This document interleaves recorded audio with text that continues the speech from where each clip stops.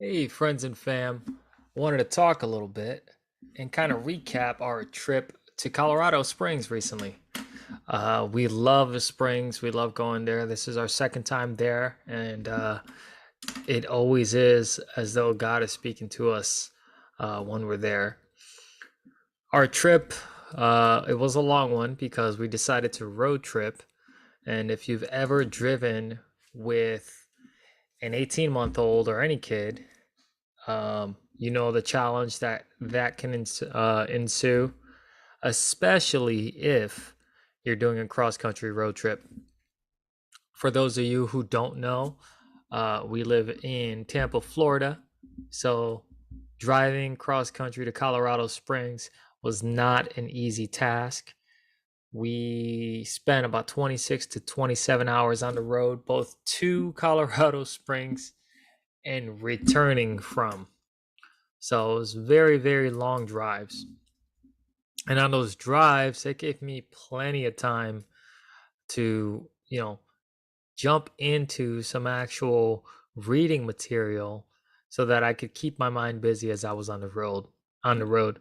Now, I don't advocate like having a book open on the steering wheel and reading as you're driving, but audible books, audio books, however you want to term them, wherever you get yours, are a great resource for long road trips.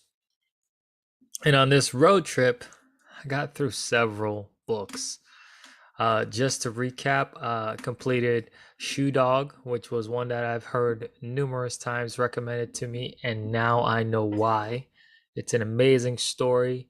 It is really actually the story of Phil Knight, the founder of Nike, and how he went from, you know, graduating high school to the position he's in now, his whole life story in between the creation and birth of Nike and just all the, different things that he had to overcome, the different adversities, um, the lack of knowledge in certain areas, like going to Japan and pitching to an entire Japanese boardroom his idea as an American only like 10 to 15 years post World War II. So things there are like very recent in their memory. Um, so there was definitely a knowledge curve of how to deal with business according to Japanese customs. And that was just one of the books and one of the things that popped out as a big lesson. Another book that I read as we were driving was The Bulletproof Diet by David Asprey, a great book that actually gave us a lot of insight, a lot of the things we already do as far as our diet and how we eat, but there were some nuggets in there that we've since taken and we've started implementing into our own diets, and we've seen great increases in energy and in focus and in satiation. So that was another great find for us. The third book I read coming back was What I Think About When I Run. That one was an interesting book. I've recently began embarking on the running journey myself. It kind of all started out this year to where, very soon I'll be running in a 10K. And then after that, I'm looking for a half marathon and hopefully to close out the year with a full marathon. So, running has become a new pastime for me. It's very enjoyable. My wife does enjoy it as well. And it was just great to hear the story of this man who had begun running 30 years earlier and at the same time began his writing career, and how the two intertwined, and the endurance you need as a runner and a writer to be able to do these things, put the miles in when no one else is out there with you. So it was just a great reminder of just, having that mental fortitude to be able to just stick it out, to come up with a plan and to start and be consistent in that plan. And there was one more book that I did complete, and it was called The Mindful Athlete.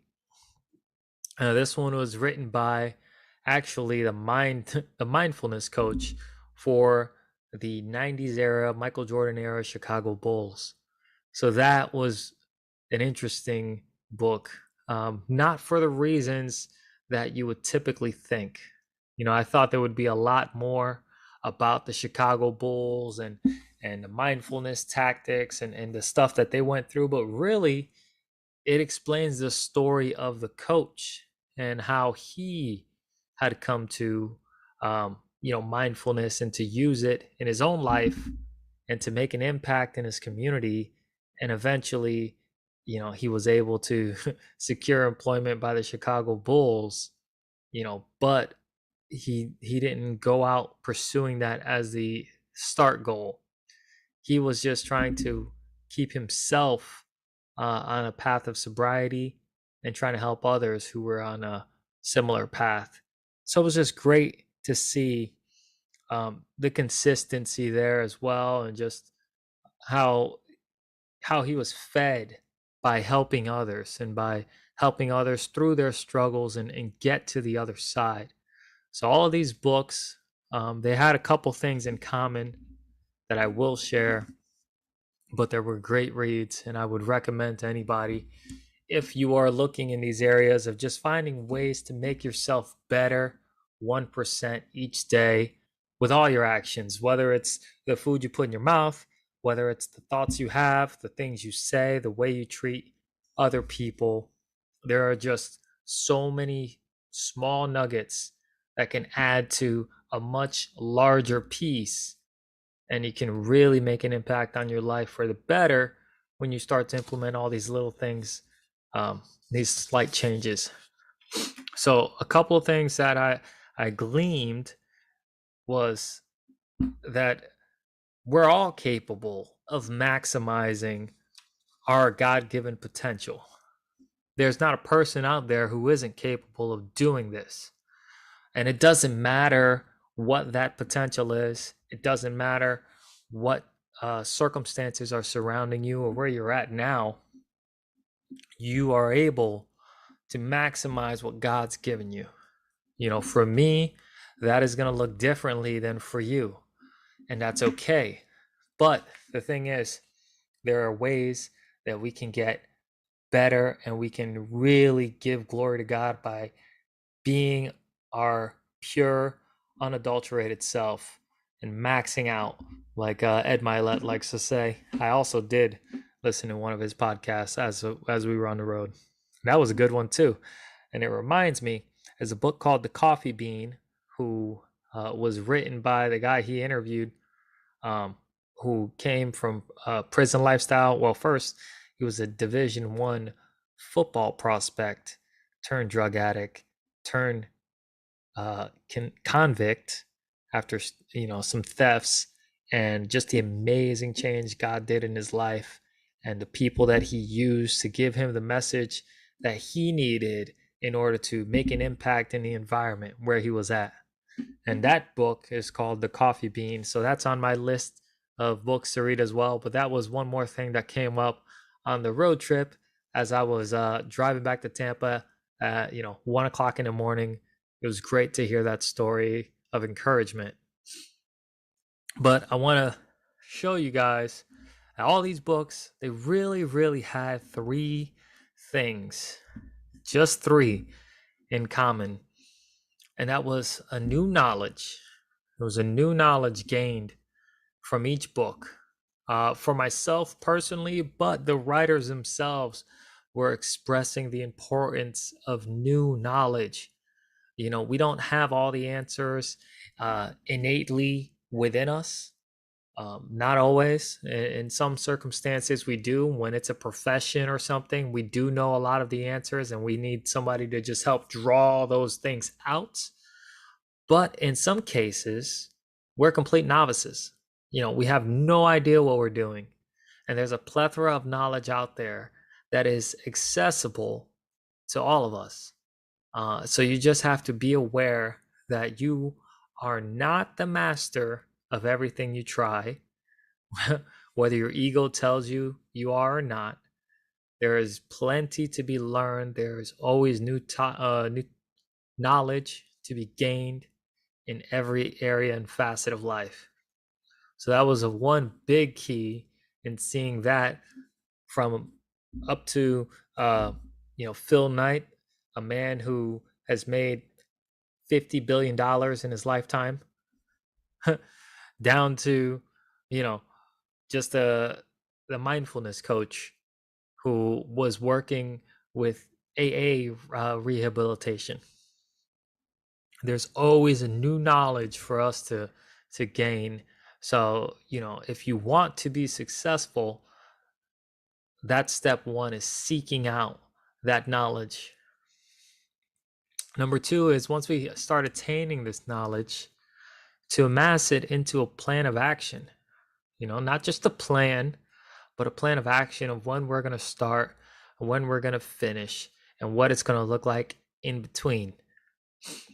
Now, this plan doesn't have to be entirely detailed. You don't need to know every turn along the way, but you do need to know the destination that you're going to and how to get started right now. And along the way, there will be turns, there will be, you know, uh, U-turns, there will be roadblocks, there will be stops. But as long as we develop a plan of where we're going and we start and develop a plan of like, okay, this is the direction we start in, like due north, then we're on the right track. And finally, the third thing that I gleaned from all of these books was the importance of follow through. It would have been very easy to just do any of these things that any of these writers spoke about one time, but they spoke about consistency and doing it over many, many years. And what I think about when I run, he spoke about the consistency of the writing and the running, and getting in front of his typewriter 2 hours a day every single day, getting in his miles for running marathons and eventually triathlons. These things, they don't just come up spur of the moment, and it's not just something you can prepare for in a single week. You need to put a lot of time and effort into that first novel. You need to put a lot of time and effort into that first marathon, and really, grow into that person that God's called you to be. It doesn't just happen overnight. And follow through is your biggest tool to get there. So these three things were the biggest things that I gleaned out of all these books, and I gleaned a lot of knowledge, but these were the common threads.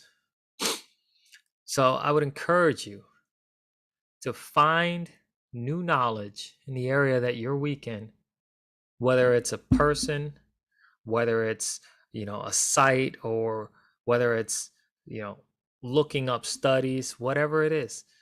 If you are novices in an area, to include fitness, seek out the knowledge that you need. Develop a plan to start, and then start. Too often we get stuck in trying to wait till things are perfectly right and get it all in alignment before we start. Develop a plan to start and start. And once you start, just keep going, and the path will reveal itself as you walk it. And finally, follow through. Nothing great in life is accomplished just one and done. And if you don't believe me, take a game-winning shot. That player has shot that shot thousands of times in practice. He may not have made them all, but he shot it thousands of times in practice. And now, when the game is on the line, he can shoot it because he's had that follow through and that consistency of doing it over and over and over again. That's exactly what the Bible says that we should be doing with our testimony. Testimony actually literally means to tell it again.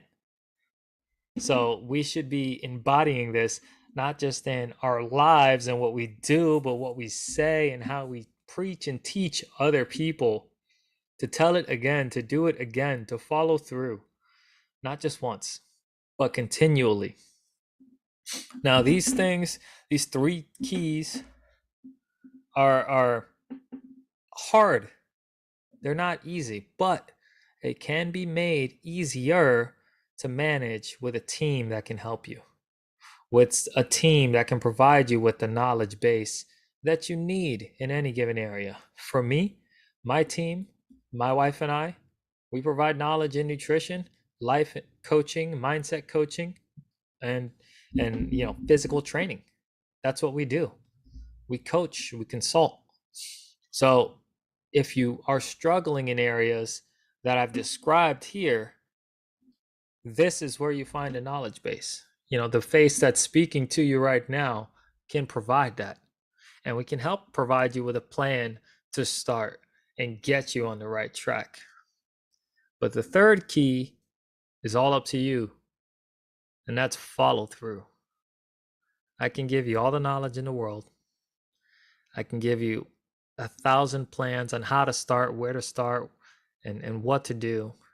But if you lack the follow through to go ahead and implement, to go ahead and reach out and say, hey, I need help, to go ahead and get up in the morning to do the work, then you're beyond all of our help. My friend, follow through is the key to life. And if you are tired of searching around in the dark for the first two things, and you're ready to take a plan and follow through with it, reach out, because you're the person that we're looking to help. We don't need anybody who feels they know it all, who already has the plan on how to start, who doesn't need accountability, who doesn't need any encouragement but prayer, because that person is going to fail. They're not coachable. But if you can be coachable, you're who Iron Sharpens Iron would love to coach. Anyways, guys, that's it for my recap from the books, the readings on our road trip to and from Colorado Springs. I hope you learned something from, the little bit I've shared, and pick up some of these books, get into them, and you'll glean some of these principles yourself. But anyways, don't be afraid to reach out, guys. We're here to help and serve. God's put it on our heart that it's not about making, as much as we can, but it's about impacting as many people as we can. And if you're one of those people, we'd love to talk to you. All right, guys. God bless. Have an amazing day. And remember to make moves, not excuses.